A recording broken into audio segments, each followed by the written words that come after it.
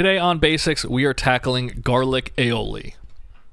We're going to make this two different ways. Both are super easy. One just requires a little bit longer to make it, but I think it's worth it.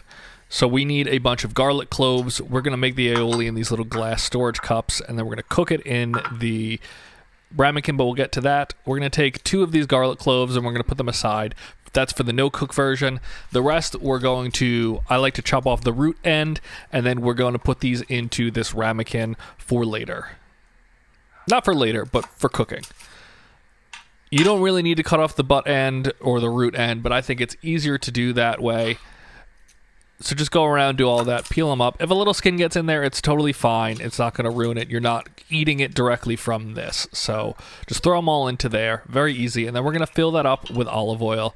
You could use another oil if you want, but I like to then use a little of the olive oil cooking at the end. So fill that up.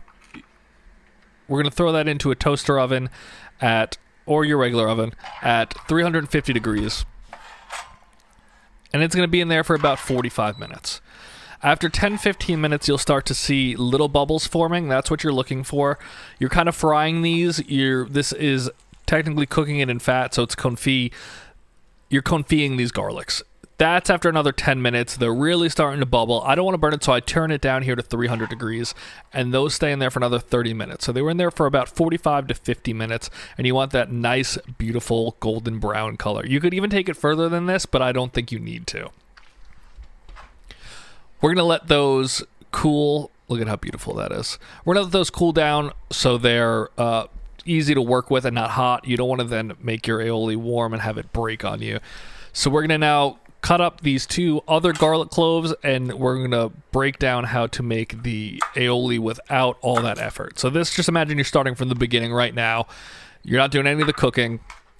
You're going to take 1 or 2 garlic cloves, and you're going to get a nice garlic paste from them. Use your zester, use whatever you can. You could do this, by hand if you want, but try to get at least 1 full clove. A bunch gets stuck in the zester, so I always have a second clove there in case some of it doesn't get out, but you want about 1 full clove's worth of garlic. They also, when you zest them, get very slippery, so just keep that in mind. Once you have that in your little ramekin glass cup, we're going to add mayo to it. You can make your own mayo like I showed you in previous videos, but I don't feel like doing that today. So we're going to add probably about 2 tablespoons worth of mayo. Grab yourself a Babish-style little mini whisk. Makes this a lot easier to do than a fork. And just mix that all up. You want to incorporate it. This is the version with just garlic minced right into it. Is a much stronger tasting aioli. I like to use this for like meats. Make sure you salt and pepper it. That goes a long way in such a small vessel. Don't need a ton. Just make sure it's seasoned well. And then also, for this one, since it is a little stronger tasting, I like to add in a little bit of lemon juice. Unfortunately, I don't have any fresh lemons here, so the fridge kind is going to have to do. But that acidity will kind of help break up how intense that non-cooked garlic is. It really helps cut through this and make it a little less bitter, but it is still absolutely delicious without the lemon. Just, if you love the taste of raw garlic, this is the aioli for you. If you don't love that super heavy-duty, intense garlic, this is what you want to do. So you're going to pull out the best-looking cloves that you cooked. The rest you can kind of spread on bread, and it's delicious. And you're going to mash those up. Try to make that as much of a paste as you can. That'll just make mixing it later much easier. But they should break up very easily. And then I'm going to add in just the tiniest little pinch of that oil because it has that garlic flavor infused into it. And mayo is basically oil and egg anyway, so it's going to go a long way. We're going to add in the same amount of mayo as previous, about 2 tablespoons, and mix that all up. This is a much more relaxed spread. It is less intense. The garlic flavors are mellow and delicious. You could use this for dipping fries, even fish if you want. This is a very nice kind of side. Also, definitely make sure that you salt and pepper this one. They both need it. This one, I'm just not going to put in the lemon juice because it doesn't need it.